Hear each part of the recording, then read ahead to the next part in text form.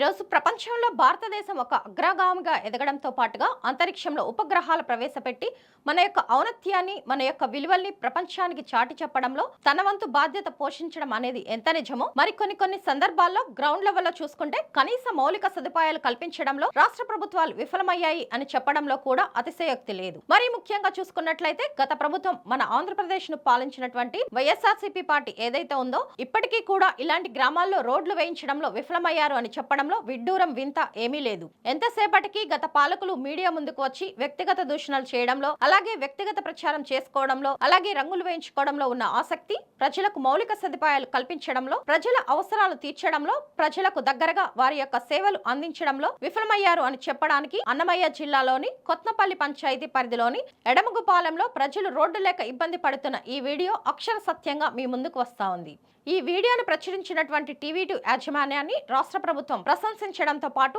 టీవీ2 యాజమాన్య సాక్షిగా వారి యొక్క గ్రామ ప్రజలకు వారి యొక్క మౌలిక సదుపాయాలు అతి త్వరలోనే తీరుస్తామని వారు మాట ఇవ్వడం కూడా జరిగింది. ప్రజలంతా గమనిస్తూ ఉన్నారు. ప్రజలారా, ఈ స్క్రీన్ మీద కనిపిస్తున్న నంబర్కు మీ ప్రాంతంలో జరుగుతున్నటువంటి మీ యొక్క సమస్యలను మీరు పడుతున్నటువంటి ఇబ్బందులు ఏమైనా కానివ్వండి వాటిని ప్రభుత్వం దృష్టికి తీసుకెళ్లడంలో టీవీ2 వారధిగా పనిచేస్తూ ఉంటుంది. సమస్యలను ప్రభుత్వం దృష్టికి తీసుకెళ్లడంతో పాటు మీ యొక్క సమస్యలను సత్వరమే పరిష్కరించడంలో టీవీ2 ప్రజల పక్షాన నిలబడుతుంది. ప్రజల పక్షాన నిలబడుతున్నటువంటి ఏకైక యాజమాన్యం ఛానల్ మన టీవీ2. విలువలను, విశ్వసనీయతకు, నమ్మకానికి మారుపేరే మన టీవీ2 న్యూస్ ఛానల్. ఇలా రోడ్డు వచ్చింది కిందకి చూసారా, కొంతమంది అయితే పిల్లలను పట్టుకొని కాళ్ళ నడుచుకుంటూ వస్తున్నారు. కిందకి వెళ్ళినా ఇలాగే మేమైతే పిల్లలతో